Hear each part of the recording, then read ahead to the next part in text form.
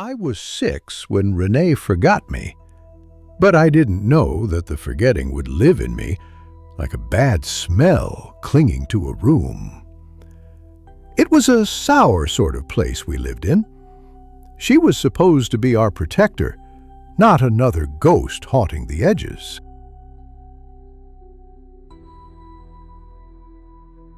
The bus let me off at the usual stop, but she wasn't there. The hour grew teeth. The taste of dust filled my throat as the sky turned purple like a bruise blooming. My mother, a storm of fury, came at last. Renee was banned. Gone, we thought. An ending. But familiarity is a dangerous mask. And the forgetting had only just begun. A month crawled by. Then one afternoon, Renee was back.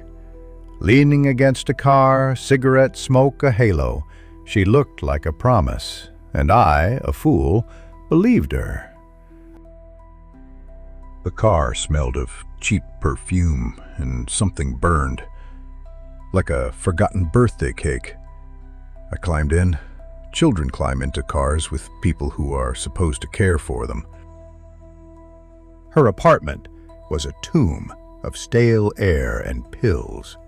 Bottles stood guard in every corner, their labels like mocking little flags. The TV flickered, making everything feel distant and unreal. She told me to sit on the sagging couch and not to move. I watched a cartoon dissolve into static. Time stretched, thinned, until I lost all sense of it. Renee smoked and muttered, pacing in nervous circles. She tapped a rhythm on the coffee table, a frantic, unsettling beat. The room tilted, its gravity warping around secrets. I didn't yet understand the language of that gravity, the pull of something dark and inevitable. It was a lesson learned too young in a place that smelled like despair. The cops knocked like noon in a quiet church. Loud, jarring, breaking the fragile spell. My mother's voice, a desperate shout through the door. Renee's face twisted, a mask of defiance and emptiness. They handcuffed her, the metal glinting under the harsh light. She looked at me, surprised I was real. I ran to my mother, her arms a haven. Everything stretched tight, snapped, leaving ragged edges, a wound that would never quite heal. We moved towns, a desperate attempt to erase her, to keep her from finding me at my new school. But some wounds travel with you, no matter the distance. The town change was a wound sewn with impatience, a hasty suture on a gash that refused to close. The forgetting had become a part of me. For years, I tried to bury that afternoon, to pretend it was just a misstep, a childhood shadow. But some shadows cling, refusing to be banished.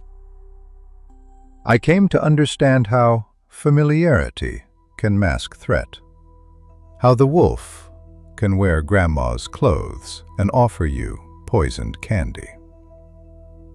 Renee was my wolf. I don't know what Renee intended that day, a careless act, a cruel game, or just the echo of her own absence. The not knowing is the real horror. How close comfort sits to its own undoing, how easily trust can be weaponized. That's the lesson Renee etched into my soul. Sometimes I still wait at bus stops, an old habit clinging to me like a ghost. For a beat, I expect her cigarette smoke to curl around the corner. That waiting, That lingering expectation of betrayal is the thing that stays. The taste of dust and purple, forever on my tongue. The forgetting wasn't Renee's. It was mine. The forgetting of safety, of trust, of the world being a place where children are safe. I see her in the faces of strangers, in the shadows of familiar streets. She's a phantom limb, a reminder of what was lost. I carry her with me, a weight in my chest, a constant reminder that monsters don't always wear monster suits.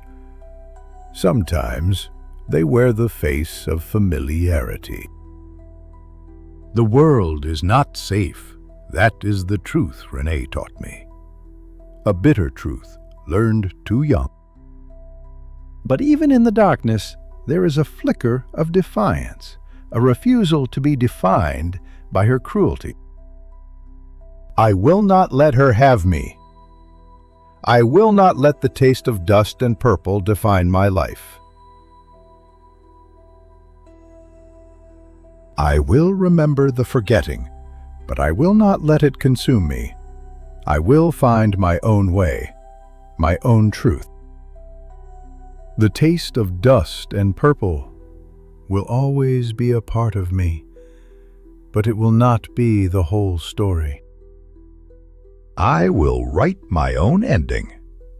I will create my own future. The forgetting will not define me. I will define myself.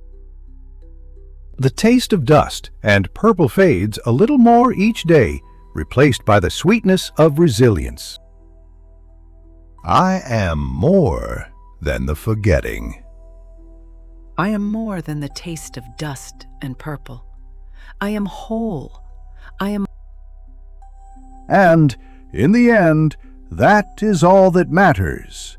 That I am still here, that I am still fighting. And that Renee, wherever she is, will never have the satisfaction of knowing she broke me. Because she didn't. I am the one who remembers, and I am the one who survived. That is my power, and I will wield it.